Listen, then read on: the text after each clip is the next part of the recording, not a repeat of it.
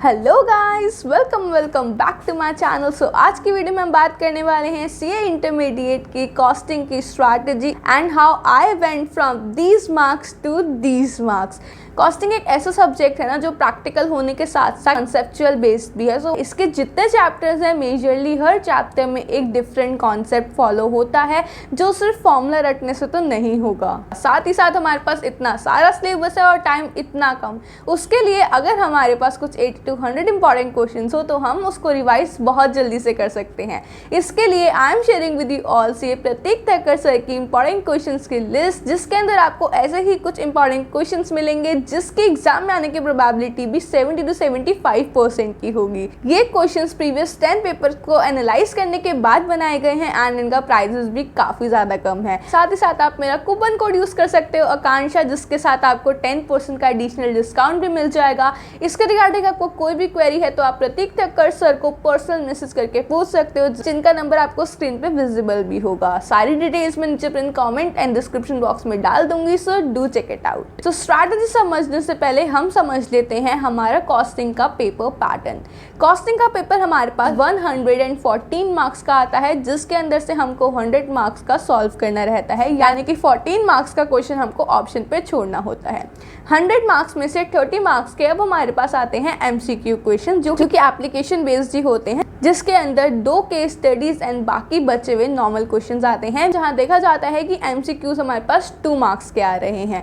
अब बात करूं बचे हुए हमारे 70 मार्क्स के डिस्क्रिप्टिव पेपर, इसके अंदर हमारे पास क्वेश्चन 1 से लेके क्वेश्चन 6 तक होता है, जिसमें क्वेश्चन नंबर 1 हमारा कंपल्सरी क्वेश्चन होता है एंड क्वेश्चन नंबर 2 से क्वेश्चन नंबर 6 तक हमको एनी 4 क्वेश्चन करने होते हैं, जिसके अंदर हमारे पास पार्ट्स में क्वेश्चन पूछे जाते हैं 6+4+4 के फॉर्मेट में, 8+6 के फॉर्मेट में, 7+7 के फॉर्मेट में। ये तीन तरीके से क्वेश्चंस पूछे गए थे May 24 के एग्जाम के अंदर एंड यही पैटर्न होपफुली आगे भी फॉलो होने वाला है। हमारे पास है इन टोटल 15 चैप्टर्स एंड जो मैंने स्ट्रैटेजी शेयर की थी उसके हिसाब से देखें तो हमारे पास है 10 दिन इन आवर हैंड्स। तो 10 दिन में हम कॉस्टिंग को किस तरीके से अब प्रिपेयर करें, किस तरीके से स्ट्रैटेजाइज करें कि हम सारा ही टाइम किन्हीं चैप्टर्स को ना दे दें, वेटेज वाइज चले, जिससे हमारा पासिंग का क्राइटेरिया सबसे पहले सॉल्व होने के बाद हम एग्जामिनेशन के बारे में सोचे, देन 100 मार्क्स के बारे में। सबसे पहले बात करती हूँ डे वाइज, तो आपको पूरा ही डे वाइज प्लान यहाँ पे विजिबल होगा। अब बात करते हैं कि चैप्टर्स को पढ़ना कैसे है। देखिए तो डे 1 पे हमारे पास ओवरहेड एंड एबीसी एनालिसिस का चैप्टर है। सो हमको उसको कैसे पढ़ना है,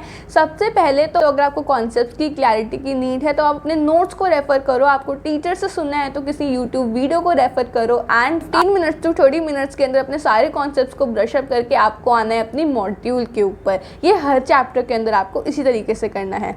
मॉड्यूल के ऊपर आके आपको सारे क्वेश्चन सॉल्व नहीं करने, आपको स्टार्ट करना है प्रैक्टिकल क्वेश्चंस के साथ, क्योंकि प्रैक्टिकल क्वेश्चंस का लेवल थोड़ा अच्छा होता है। देन इलस्ट्रेशन सॉल्व करनी है आपको पीछे से, सारी लिख के नहीं देखनी है, लेकिन कुछ जो आपने इंपॉर्टेंट क्वेश्चंस मार्क भी कर रखे होंगे उनको, या फिर जो आपको इंपॉर्टेंट लगे पढ़ते हुए उनको हाथ से करके देखना। अपना पर्सनल ओपिनियन बताऊं तो ओवरहेड और एबीसी एनालिसिस ऐसा चैप्टर है कि आप पढ़ोगे ना तो आपको ईजी लगेगा, लेकिन ज़रूरी उनका क्वेश्चन एक बार बना के देख लेना, क्योंकि उसमें काफ़ी ज़्यादा सिली मिस्टेक्स हो जाती हैं।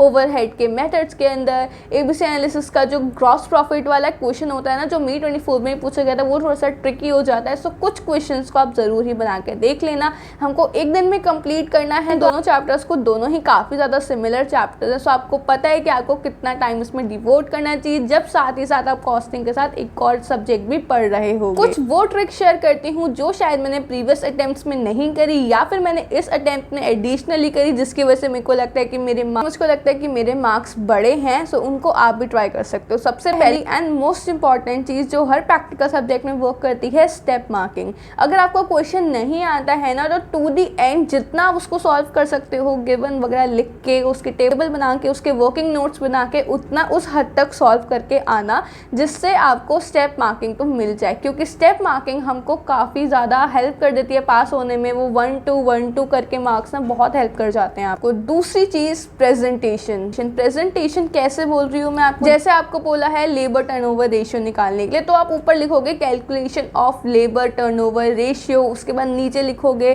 कौन से मेथड से निकाल रहे हो, उसके बाद नीचे आप कोई भी अगर आपको फॉर्मूला बेस्ड क्वेश्चन तो उसका पहले फॉर्मूला लिखोगे फिर उसका आंसर करोगे।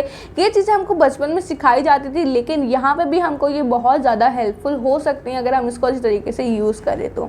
तीसरी चीज़ फॉर्मेटिंग। फॉर्मेटिंग से मेरा मतलब लाइनें खींचना नहीं है, अगर आप बिना लाइनें खींचे काम करोगे भी काम हो जाएगा। लेकिन जो हमारे टेबल्स के ऊपर के हेड्स होते हैं ना, वो आप एक बार मॉड्यूल से देख लोगे कि कौन से मॉड्यूल के हेड्स वो यूज़ करते हैं, ओवरहेड में एलोकेशन कहाँ पे यूज़ होता है, ये सारी चीज़ों को आप अगर माइंड में रख लोगे तो आप थोड़ा एडिशनल स्कोर कर सकते हो। आपकी हैंड राइटिंग मैटर नहीं करती, कितनी ही बुरी हो कितनी ही अच्छी हो, आपको खुला खुला लिखना है। मैक्सिमम लाइंस को छोड़ते हुए काम करना है कि टीचर को बिल्कुल ऐसे होता है ना कि टीचर को सामने आंसर परोसा हुआ दिखाई दे, इस तरीके से विजिबल होना चाहिए। नेक्स्ट चीज, क्वेश्चन नंबर हमेशा बीच में लिखने की, आंसर टू क्वेश्चन दिस। एक क्वेश्चन के सारे पार्ट्स एक ही गो में करने हैं। अगर आपको नहीं आता तो जगह छोड़ के आप नेक्स्ट क्वेश्चन के लिए जा सकते हो। उसके बाद एक क्वेश्चन का एक पार्ट अगर पेज पे खत्म हो गया, ये नेक्स्ट पेज के भी हाफ में खत्म हो गया, तो यूज द नेक्स्ट पेज। आपको उसी पेज के नीचे से स्टार्ट नहीं करना है। इन केस एक दो लाइन यूज हुई है, आपको वहीं से स्टार्ट करना है, तो सफिशिएंट गैप के साथ स्टार्ट करना है, बीचों बीच लिखना answer to question number this, जिससे उसके अंदर एक क्लैरिटी नजर आए। अब बात करते हैं कि पेपर हमको सॉल्व किस तरीके से करना है। जो स्टार्टिंग के 15 मिनट्स होंगे वहां पे हमको पेपर पढ़ना है। सबसे पहले पीछे से पेपर स्टार्ट करके देखेंगे कौन कौन से चैप्टर्स हमारे पास डिस्क्रिप्टिव में क्वेश्चन आए, क्योंकि स्टैंडर्ड कॉस्टिंग का चैप्टर May 24 में हमको MCQ वाले पोर्शन के अंदर मिला था। सो हर चैप्टर से देखो कौन कौन से चैप्टर से कौन से कॉन्सेप्ट को टच करा गया है एंड आपका वो कॉन्सेप्ट कितना स्ट्रॉन्ग है। इस हिसाब से आपको अपने माइंड में क्वेश्चन वाइज नंबरिंग करनी है कि मैं इसमें इतना स्कोर कर सकता हूँ, उतना स्कोर कर सकती हूँ, एंड लास्ट में देखना जो आपका बेस्ट क्वेश्चन होगा उसको सबसे पहले उठाना है, सबसे पहले सॉल्व करना है, एंड जिसमें सबसे कम मार्क्स होंगे उसको हम छोड़ने वाले हैं। मोस्ट प्रोबेबली हर केस में थ्योरी क्वेश्चन होता है, लेकिन अगर कोई प्रैक्टिकल आपको नहीं आता है बिल्कुल भी, तो आई विल रिकमेंड कि थ्योरी क्वेश्चन के लिए चले जाना, क्योंकि उसमें आप बना के कुछ लिख सकते हो, लेकिन प्रैक्टिकल क्वेश्चन अगर बिल्कुल नहीं आता तो उसमें आप कुछ कर नहीं पाओगे अनटिल अनलेस उसमें आपको इतना भी नहीं आता कि आप स्टेप मार्किंग ले पाओ। ऑफ कोर्स इसमें फर्स्ट क्वेश्चन इंक्लूड नहीं होगा क्योंकि वो हमारा कंपल्सरी क्वेश्चन है। 15 मिनट्स के अंदर आप इतना करोगे फिर भी आपके पास टाइम बच जाता है, तो फिर आप फर्स्ट क्वेश्चन के जो छोटे छोटे पार्ट होते हैं 4 मार्क्स वाले, उनको सॉल्व करना स्टार्ट कर देना पेंसिल से छोटा छोटा। वहीं पे मैं अपना एग्जाम्पल दूँ तो मेरे अटेम्प्ट में ओवरहेड का क्वेश्चन आया था अंडर एंड ओवर वाला, सो मैंने वहीं पे उसकी फिगर्स निकालना स्टार्ट कर दिया था। वो आई गेस 7 मार्क्स का क्वेश्चन था एंड मेरा बहुत टाइम सेव हो गया था। स्टार्ट आप करोगे अपने बेस्ट क्वेश्चन से। फर्स्ट आपके 4-5 पेजेस हैं वो आपके सबसे बेस्ट दिखने चाहिए, वहाँ पे कटिंग सबसे कम होनी चाहिए, जो क्वेश्चन आपको अच्छे से आता है वो सॉल्व होना चाहिए,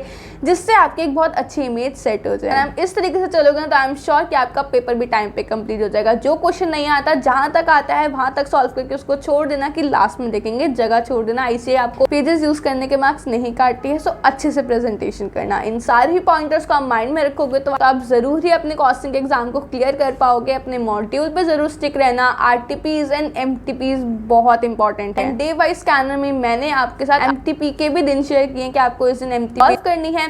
RTP आपको जैसे ही चैप्टर हुआ, आपने जैसे डे 1 पे ओवरहेड एंड ABC एनालिसिस किया है, उसका क्वेश्चन आपको देख लेना है अपनी RTP के अंदर से एंड ट्राई करना कि अगर आप प्रीवियस अटेम्प्ट्स की भी RTP सॉल्व कर पाओ तो वेल एंड गुड।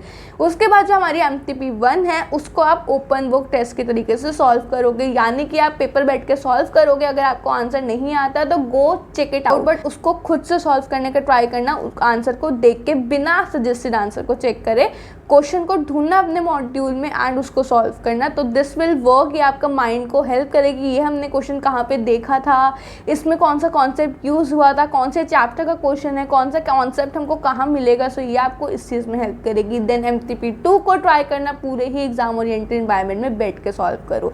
सो ये आपके लिए दी बेस्ट वर्क करेगी। आई होप ये वीडियो आपके लिए हेल्पफुल रही होगी। अगर रही है तो give it a like and comment down आप आगे और कौन सी वीडियोज एक्सपेक्ट कर रहे हो। मिलती हूँ बहुत जल्द, तब तक के लिए take care of yourself, take care of your family and bye.